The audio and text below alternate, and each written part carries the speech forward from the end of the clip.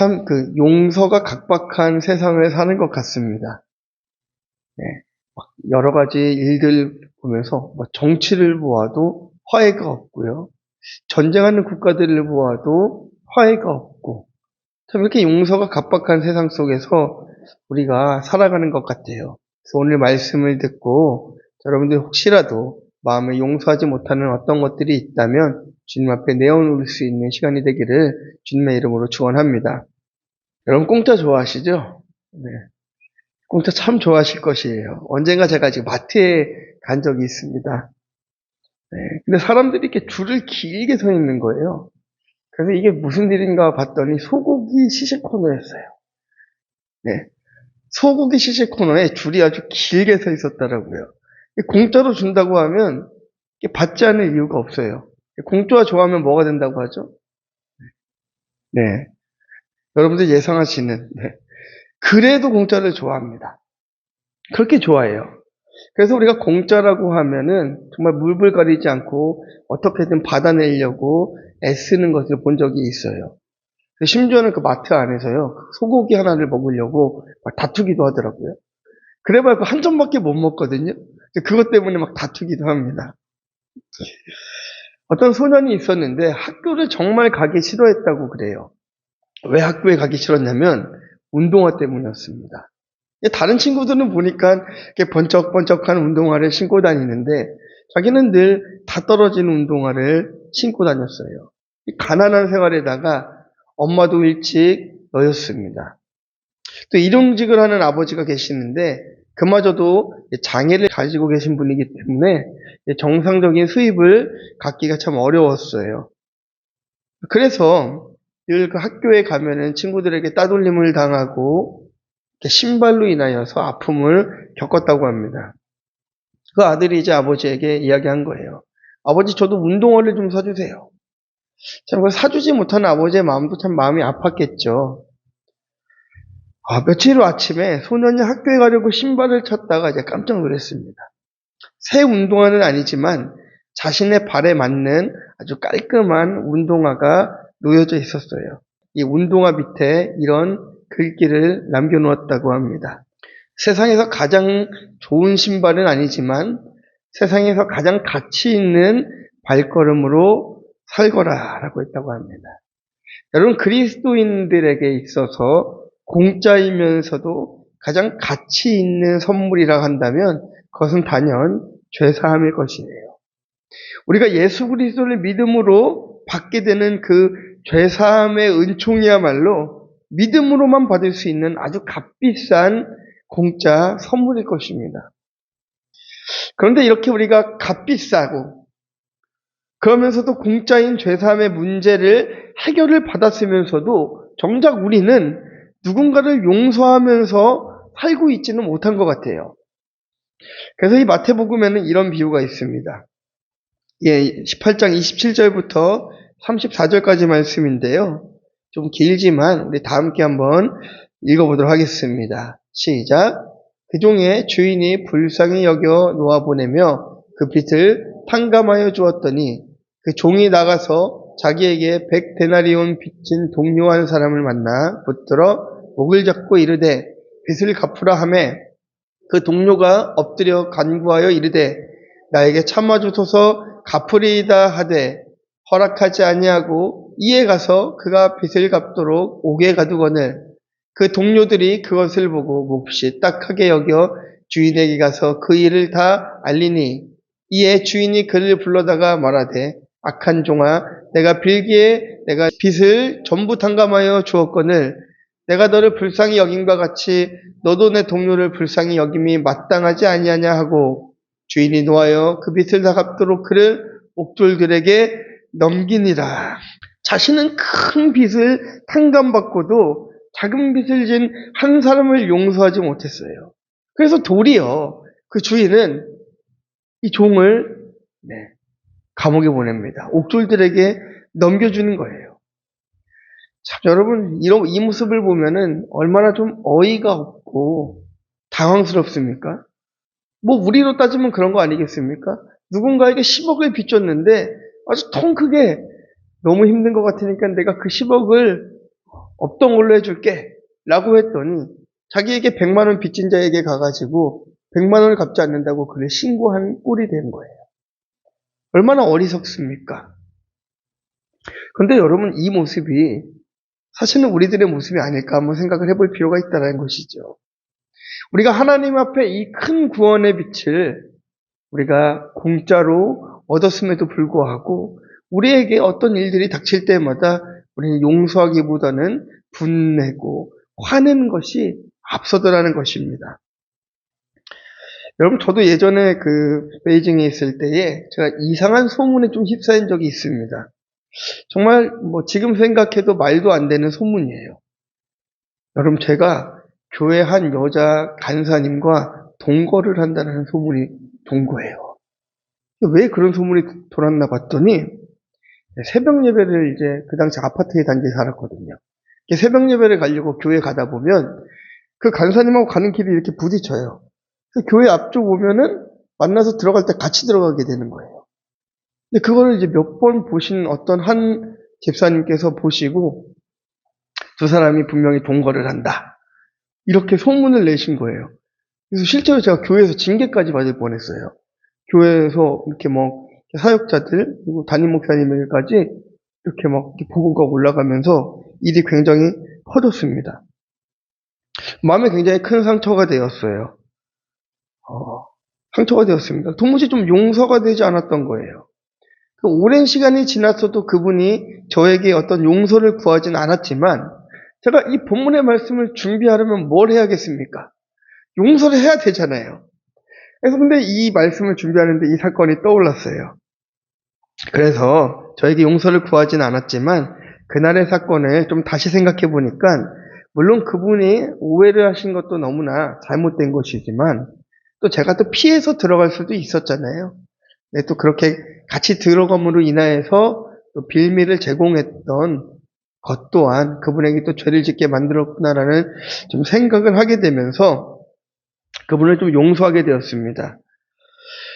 이게 남에게 있어서 자꾸 죄를 찾기보다는 나에게 있어서 죄를 찾기 시작하면 사실은 굳이 용서하지 못할 일들이 별로 없게 되는 것이죠. 근데 오늘 본문 말씀의 내용은 이렇습니다. 요셉의 형제들은 아버지 야곱이 죽음을 맞이하자 이제 요셉을 찾아가서 자신들에게 그동안의 잘못을 보복할까봐 요셉이 그것 때문에 굉장히 두려워합니다. 그래서 요셉 형제들을 용서하라는 아버지 야곱의 유언을 요셉에게 전달을 해요. 그간 형제들이 저지른 죄를 용서하거라. 아버지 야곱이 이제 죽음을 맞이하면서 요셉에게 이렇게 유언을 했거든요. 그런데 이제 요셉은 형들에게 보복을 가하는 것이 아니라 오히려 악을 선으로 바꾸시는 하나님의 뜻을 전하면서 두려워하는 형제들을 이렇게 위로합니다. 오늘 말씀을 통하여서요, 여러분 진정한 용서가 무엇인지 알고 또 용서를 실천하는 여러분들 되시기를 주님의 이름으로 축원합니다. 우리 첫 번째 한번 보도록 하겠습니다. 내 죄를 보아야 용서할 수 있습니다. 우리 15절부터 17절까지의 말씀입니다. 시작.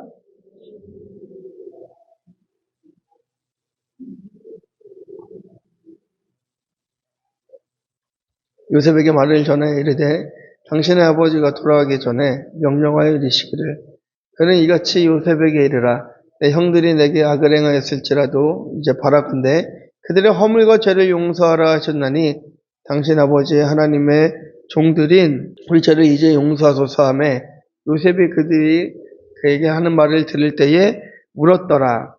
여러분, 요셉의 형제들이 요셉에게 아주 큰 실수를 범했습니다. 어떤 실수죠? 다들 아시겠지만 요셉이 참 얄미웠어요. 그러니까 그 요셉을 웅덩이로 밀어버려요. 그런데 이거는 그냥 단순히 어디 골탕 먹어봐라 이게 아니라 실제로 요셉을 죽이려고 글로 밀어버린 거예요. 밀어버렸습니다. 그마저도 그 르우벤의 설득으로 인하여서 죽이지는 않고 애굽의 노예로 이렇게 팔아버려요. 요셉에게는 굉장히 씻을 수 없는 상처가 되었다는 거죠. 지금 본문의 사건은 그때 이후로 이미 시간이 17년 정도 지난 후예요. 17년 정도 흐른 뒤의 사건입니다. 그러니까 여러분 그때까지도 이 17년이 흐를 때까지도 형들이 요셉에게 진심어리 사과를 하지 않았던 것입니다. 이 야곱의 아버지 야곱의 뒤에 숨어서 그냥 어영부영 이렇게 시간을 보내고 있었던 거예요. 그런데 믿고 있던 아버지가 계시면 요셉은 우리를 해치진 않을 거야라고 굳게 믿고 있었는데 그렇게 믿고 있던 아버지가 평생 이 땅에 사실까요? 죽음을 맞이하게 되는 거예요. 하나님 앞에 가게 되었습니다. 그러니까 요셉의 형들은 갑자기 이제 두려움이 떨기 시작하는 거예요. 요셉은 아주 막강한 권력을 가지고 있지 않습니까? 지금 총리잖아요. 굉장한 힘을 가지고 있어요. 그러니까 요셉이 우리를 보복할까봐 두려웠던 거예요. 여러분들은 혹시 여러분들만 알고 계시는 숨겨놓은 본인만 알고 있는 묻어 죄들이 있는지 모르겠습니다. 다 말씀하지 않으시지만 다 가지고 계실 거라고 생각해요. 나만 아는 그런 비밀들, 그 죄들이 분명히 있을 것입니다. 그 시간이 오래되었다면 여러분 빨리 꺼내 놓으셔야 됩니다. 그 회개가 터져 나와야 진짜 하나님 앞에 진심 어린 죄의 용서가 이루어질 것이기 때문이에요. 그래서 여러분 정말 그 하나님을 만난 사람들의 특징을 보면은 딱 이렇습니다. 꼭 예수님을 만날 때에 사람들이 그렇게 울어요. 왜 우는지 아십니까? 자기가 그렇게 죄인이래요. 근데 여러분 그게요. 5살, 8살, 10살, 중학생, 고등학생, 어른이 되고 노년이 돼서와 관계없이 자기 죄를 보는 순간 하나님 앞에 죄인이라는 사실을 깨닫는 순간 그들은 눈물로 회개할 수밖에 없어요. 왜냐면은요, 그 죄의 고백은 정말 태초부터 우리가 가지고 있었던 그 악함을 주님 앞에 고백하는 것이고 그 죄사함으로 인하여서 우리가 구원받기 때문인 것입니다. 그런데 여러분들이 하나님 앞에 나오셔야 되는데 더 가까이 와야 되고 여러분들의 신앙이 한 단계 더 성숙해야 되고 주님 앞에 가까이 와야 되는데 한 가지 걸리는 게 있어요. 그럼 그렇지 않습니까? 예전에 저희 초등학교를 다닐 때요. 저희 반에서 한 학생이 지갑을 훔쳐간 거예요. 지갑은 아니죠. 그러니까 그 당시에 이렇게 저희 학교에서 유행하던 동전, 이렇게 뭐라고 하죠? 동전 지갑 같이 조그마한 게 있었어요. 근데 그거를 그 학생이 훔쳐간 거예요.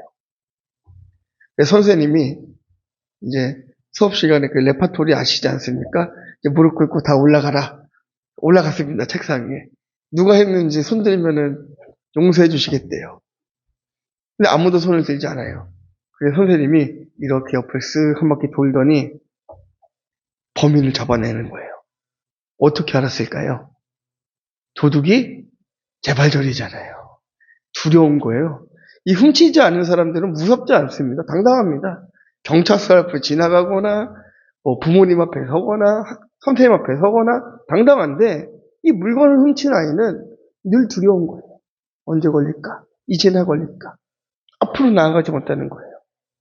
우리가 그 죄라는 것을 마음에 품고 있고 해결되지 않는 상태로 계속 가지고 있으면 하나님 앞에 가까이 가고 싶어도 갈 수가 없는 것이죠. 그래서 하나님께서는 그 죄의 문제를 해결하게 하기 위해서 여러분들에게 고난도 주시고 징벌도 허락하시잖아요. 빨리 그 문제를 해결하고 주님 앞에 나아오라는 것입니다. 저에게도 그 묻어놓았던 죄가 있었습니다. 사역을 좀 일찍 시작하면서 제가 중고등부 찬양팀들을 이제 많이 주로 사역을 했었어요. 근데 그때 한 학생에게 제가 상처를 준 적이 있었습니다.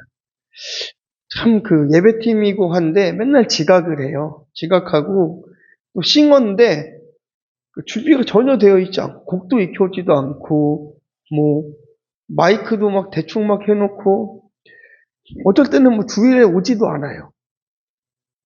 그래서 뭔가 좀 계속해서 화가 나 있는 상태였는데 한번 그게 탁 터진 거예요. 그래서 얘기를 했습니다. 그 학생에게 그렇게 얘기했던 거예요. 늘 지각하고 준비되어 있지 않은 상태에서 싱어의 자리에 서는 것이 못마땅해서 제가 그렇게 얘기한 거예요. 너는 그 자리에 설 자격도 없다. 라고 얘기하면서 네가 어떻게 예배를 드려? 네가 하나님 앞에 설 자격이 있냐고 막 쏘아붙인 거죠. 좀 어린 혈기에 학생들에게 그렇게 얘기를 한 거죠. 그 학생이 상처를 깊게 받고 그 부모님과 그 친구가 교회를 떠났어요. 물론 그때 찾아가서 이제 용서를 구했습니다. 용서를 구했는데 받아들여지지 않았어요.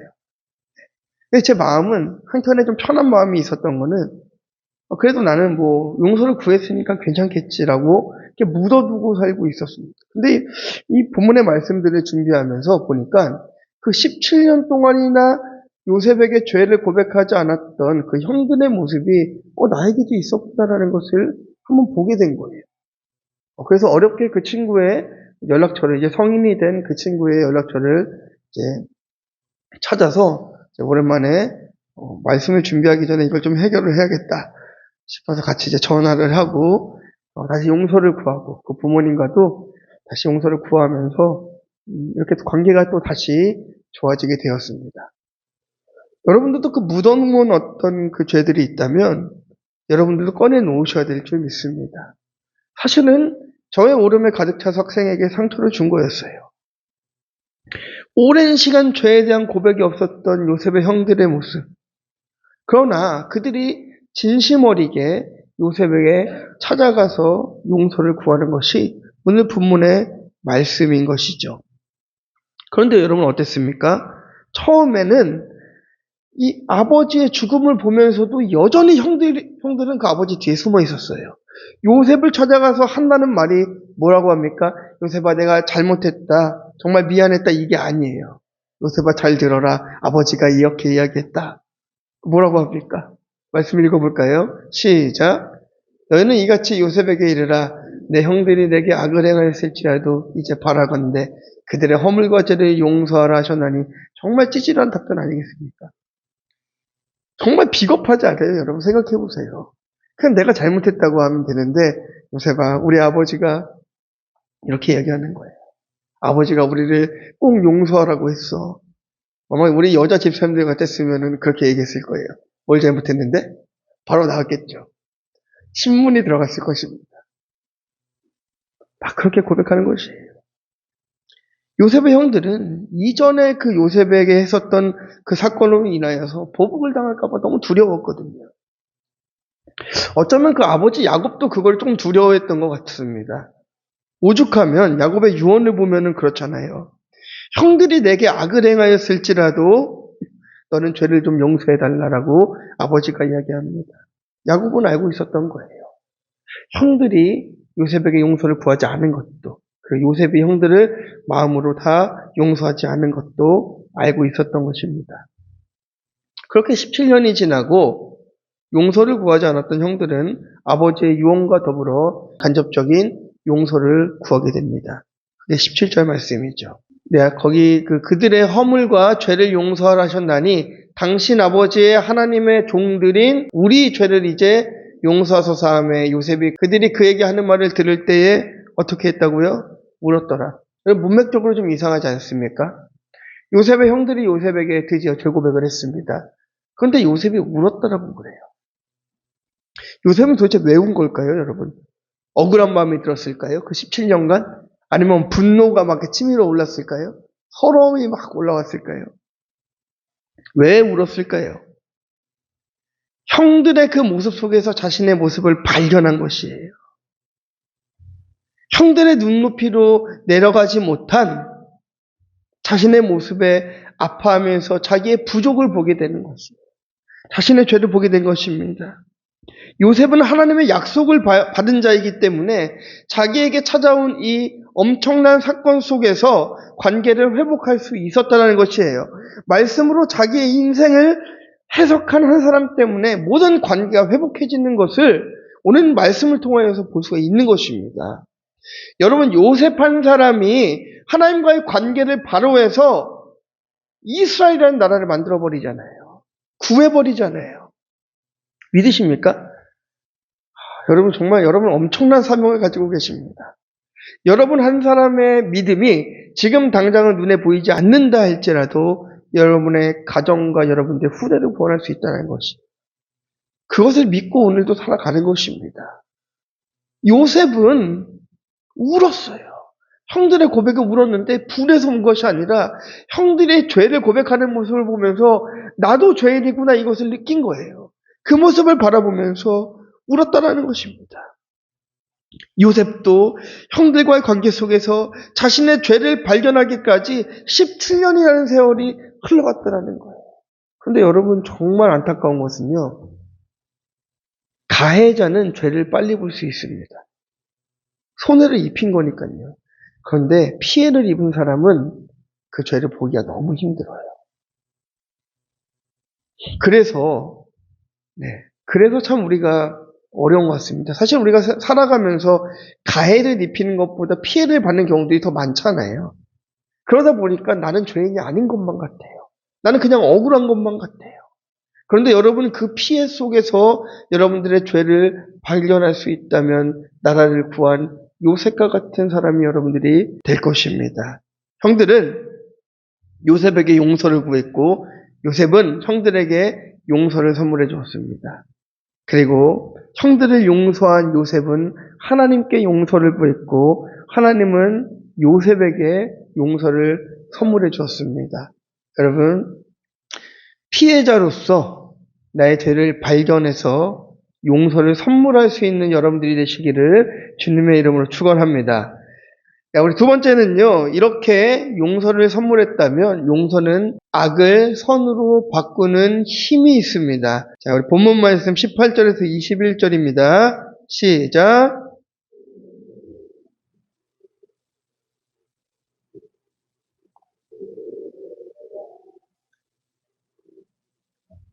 당신들은 나를 헤아려 하였으나 하나님 그것을 선으로 바꾸사 오늘과 같이 많은 백성의 생명을 구원하게 하려 하셨나니 당신들은 두려움하지 마소서. 내가 당신들과 당신들의 자녀를 기르리다 하고 그들을 간곡한 말로 멸하였더라. 아멘. 여러분 부부싸움을 했을 때 가장 무서운 게 그거래요. 미안해 했는데 괜찮아가 아니라 알겠어. 이 말이 정말 무섭답니다. 이거는 용서를 해준 것도 아니고 안 해준 것도 아니고 용서를 받은 것도 아니고 안 받은 것도 아니고 어렵답니다. 요셉이 눈물을 흘리기는 흘렸는데 요셉의 형들은 요셉으로부터 괜찮다라는 말을 듣지 못했어요. 그렇기 때문에 너무너무 불안합니다. 그래서 이제 한 번 더 요셉에게 엎드려지기 시작합니다. 요셉에게 엎드려서 우리는 당신의 종입니다 라고 고백합니다. 이보다 처절한 관계가 어디 있겠어요. 아우에게 당신의 종들입니다라고 고백하는 형들의 심정은 또 오죽했겠습니까?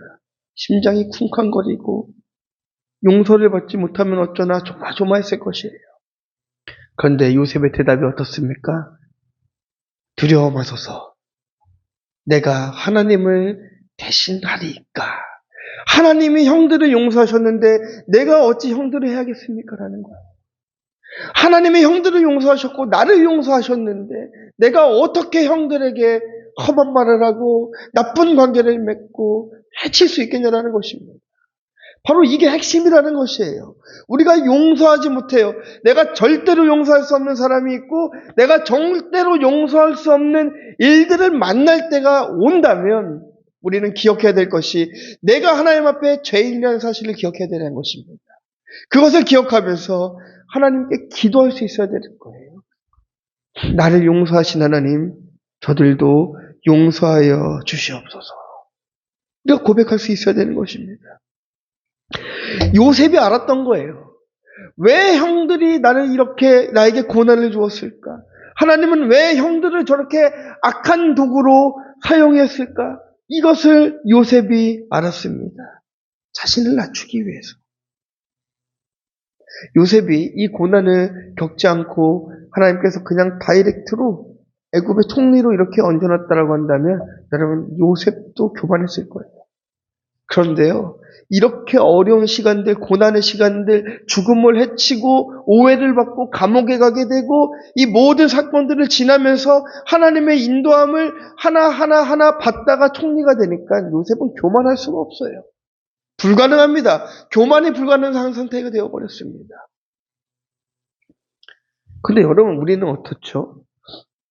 하나님께서 조금만 그 어려움을 주시면은 우린 일단 마음에 막 화가 나기 시작합니다.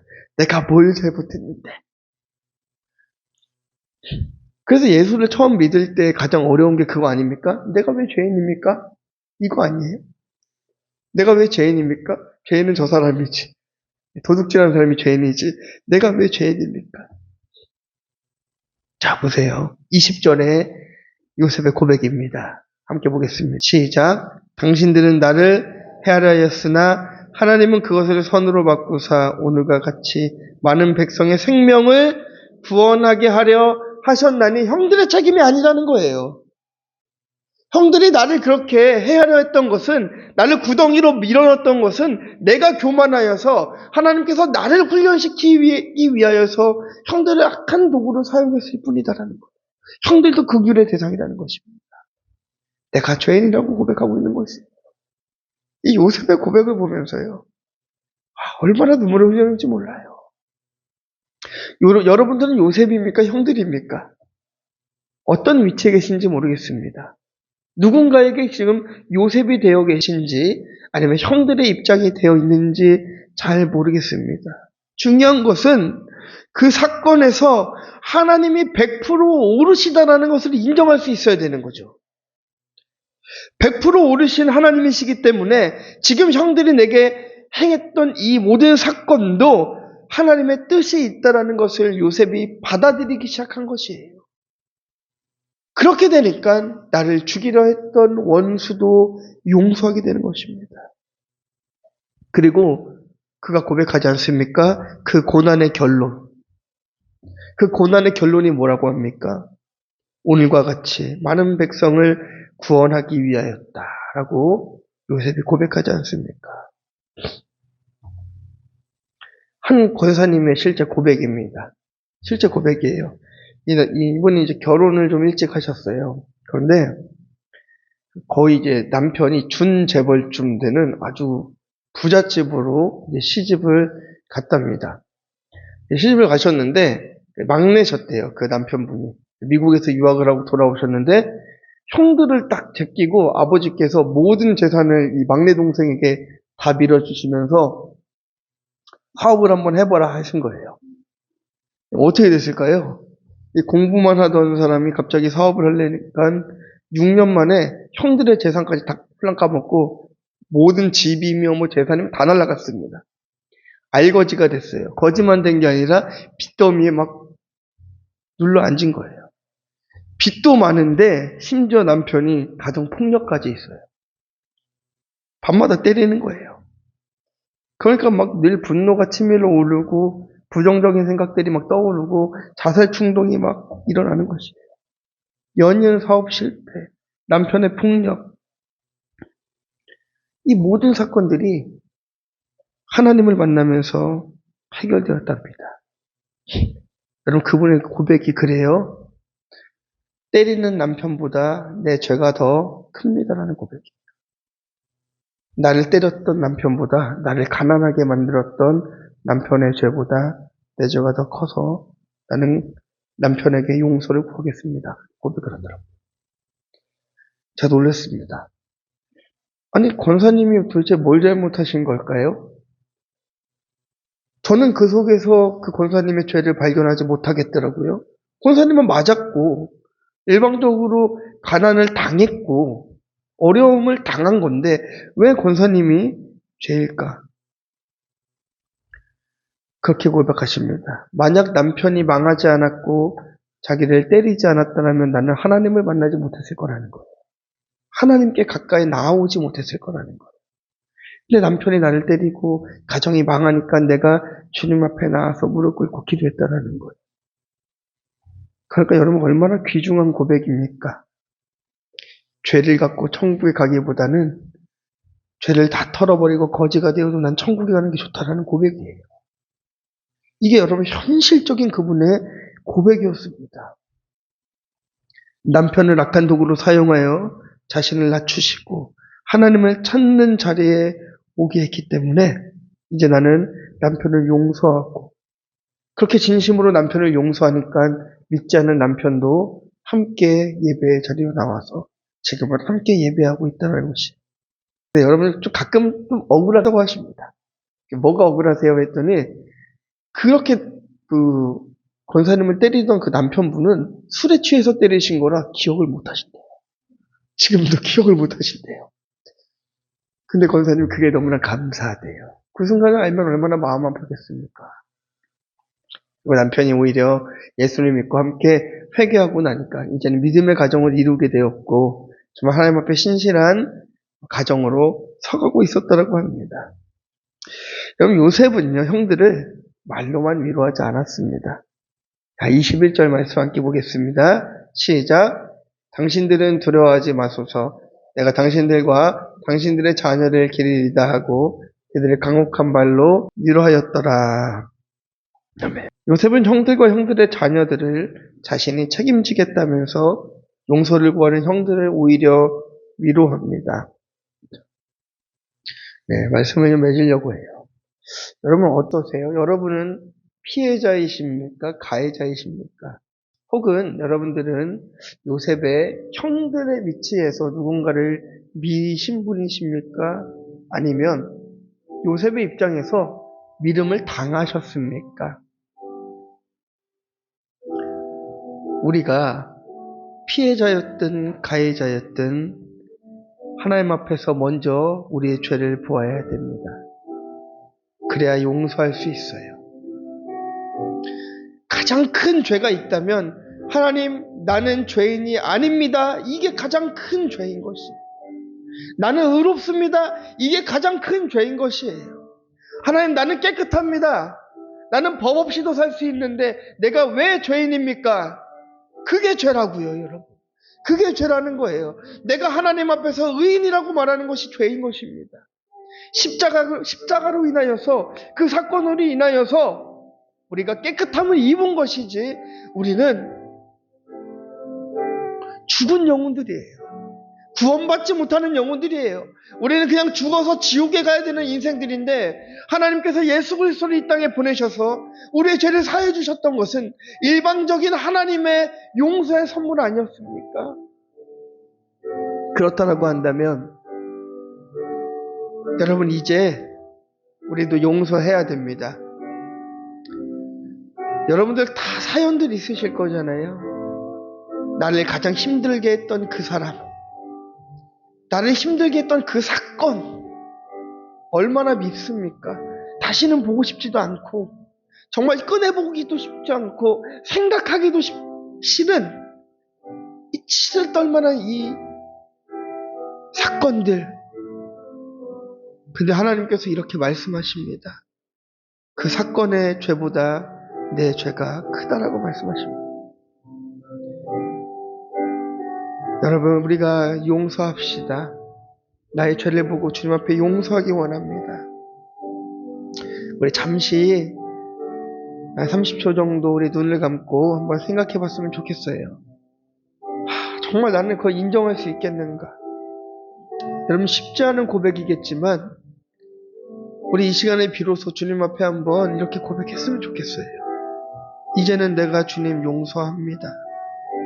나의 죄가 그 사건보다 또 하나님 그 사람보다 큼을 주님 인정합니다. 우리 이 시간 이렇게 고백해 봤으면 좋겠습니다. 잠시 우리 30초 정도 눈을 감고 생각해 보도록 하겠습니다. 여러분 여기 앉아 계신 모든 분들이 그게 다 허락이 되진 않을 거라고 생각합니다. 물론 여러분 너무 힘드실 거라고 생각해요. 내가 피해자인데 왜 내 죄를 봐야 되나? 여러분 계속 의문이 드실 수 있다라고 생각합니다. 그러나 요셉은 형들을 용서하였고 그렇게 고백했습니다. 내가 교만하여서 형들을 악한 도구로 사용하여 하나님이 나를 낮추시고 이스라엘을 구원하기 위하여서 이 자리에 보내셨다라고 이야기했습니다. 여러분들이 당한 고난과 그 시련의 사건은 여러분들의 가정을 구원하시기 위한 하나님의 큰 그림이십니다. 여러분들을 더 거룩한 백성으로 만들기 위한 하나님의 놀라우신 사건임을 믿고 이 시간 기도하기 원합니다. 하나님 용서하겠습니다. 하나님 받아들이겠습니다. 하나님 내 오름을 버리고 하나님이 100% 오르시다라는 것을 믿고 따르겠습니다. 우리 함께 기도하도록 하겠습니다. 하나님 감사합니다. 하나님